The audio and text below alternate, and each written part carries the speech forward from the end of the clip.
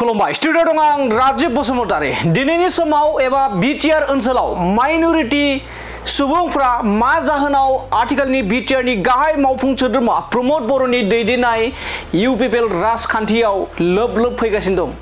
थारैनो थांनाय 17 बोसोराव जाय राजखान्थि दोलोखौ मदद होबोदोंमोन बै 17 बोसोर मदद होबोनाय राजखान्थि दोलोफोरखौ नागारनानै दिनैनि समाव मा जाहोनाव बिटिआरनि माइनरिटीनि दैदेनगिरि माइनरिटी सुबुंफोरा मा जाहोनाव इउपिपिएल राजखान्थि दोलोआव जगदान जाफैदों, मा जाहोनाव 80 निफ्राय 90 जौखोन्दो माइनरिटी सुबुंफोरा गुबुन गुबुन दोलोफोरखौ नागारनानै थांनाय 17 बोसोराव जिबायदि राजखान्थि दोलोफोरा बिटिआरआव बाहागो लादोंमोन एबा बिटिआरआव राजखान्थि खालामगासिनो दंमोन बैफोरखौ मदद होनायनिफ्राय दिनै बै 17 बोसोर मदद होनाय राजखान्थि दोलोखौ नागारनानै आथिखालनि बिटिआरनि गाहाय मावफुं सोद्रोमा प्रमोद बर'नि दैदेननाय इउपिपिएल राजखान्थि दोलोखौ जगदान होफैदों।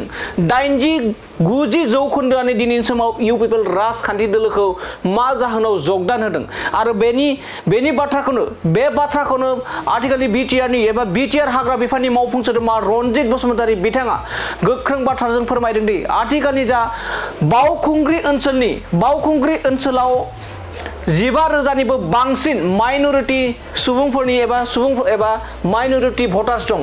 बै 15,500निफ्राय 80 निफ्राय 90 जौखोन्दोआनो इउपिपिएल राजखान्थि दोलोआव जगदान जाफैदों आरो बे माइनरिटीफोरा जे गुबुन गुबुन दोलोफोरखौ नेवसिगारनानै आथिखालनि प्रमोद बर'नि दैदेननाय इउपिपिएल राजखान्थि दोलोआव मा जाहोनाव जगदान जादों बेखौ गोख्रोङै फोरमायदों एबा गुवारै बेखेवना होदों बिटिआर हाग्रा बिफाननि मावफुं सोद्रोमा रनजित बसुमतारी बिथाङा। दानिया फैदो बिदिब्ला जे माइनरिटी सुबुंफोरा बिपिएफ दोलोखौ नागारनानै एबा मानो थाखाय नागारनानै आथिखालनि जा प्रमोद बर'नि दैदेननाय इउपिपिएल राजखान्थि दोलोआव जे 80-90 जौखोन्दो माइनरिटी सुबुंफोरा जे प्रमोद बर'नि दैदेननाय इउपिपिएल राजखान्थि दोलोआव मा जाहोनाव जगदान जाफैदों बेखौ गुवारै माबोरै बेखेवना होदों बिटिआर हाग्रा बिफाननि मावफुं सोद्रोमा रनजित बसुमतारी बिथांनिफ्राय जों आबुङै खोनासंदोना लादिनि।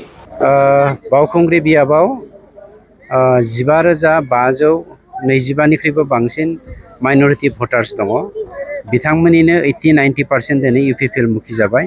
मानो इउपिपिएल मुखि जादों होनोब्ला मोनसेल' बाथ्रा, मानव गेदेर चिफ प्रमोद बर' बिथांनि दैदेननायाव शान्ति गायसननाय आरो प्रकृत थार गणतन्त्रखौ गायसननायनि थाखाय दिनै हिन्दु मुसलमान बर' अना बर' बयबो ज' जानानै बिटिसिनि जौगाथायनि आरो गासैबो जाथि जनगोष्ठी आखाइ हमलायनानै खौसेयै दावगानो हानायनि मोनसे परिस्थितिखौ सृष्टि खालामनायनि थाखाय दिनै मुसलमानानो जा बा बर'आनो जा इस्लामानो जा बा हिन्दुआनो जा जेखि मानसियानो जाथों 35,84,000 भारतीय नागरिक हिसाबै बिटिआर बासिया दिनै इउपिपिएल दोलोखौ अल्टारनेटिभ मोनसे पलिटिकेल पार्टी हिसाबै गावनि राव हारिमु थुनलाइनि आसारखान्थिखौ फोथांनो हाग्रा मोनसे पार्टी हिसाबै गनायनानै लादों, नंखायनो लैहोर लैहोर बाहागो लादों। ओरैनो इलेक्सन जामारगोन नङा बिटिसिआव? जेब्लासिम प्रमोद बर'नि सरकार थागोन अब्लासिम रावबो भारतीय मानसिनि सायाव इलेक्सन जाया, बलडजार गोग्लैया, बे कनफार्म।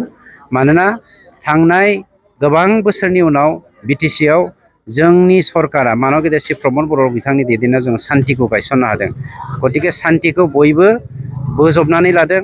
बे समाव सोरनिबा पलिटिकेल सार्थखौ जाफुंहोनो थाखाय जों बेवहाय इलेक्सन जानो होआ।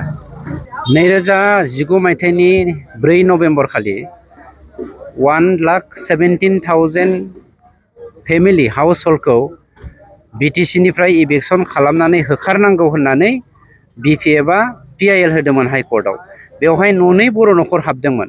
दाना आंनि कुइसना जादों बै बिजनीनि 2 मानसिया न'खरनैया माबोरै बांलादेशी जाखो बिनि फिननायखौ हाग्रामाया गावनो होग्रोदों। दासो बुंनो नागिरदों बिथांखौ नोंथांनि चेनेलाव लिंहरदो, कंग्रेसनि बेसेबां गिदिर मोसा हाथाइ गनाय मोसाफोरजों लिंहरबानो जाबाय, जोङो डिबेट जागोन।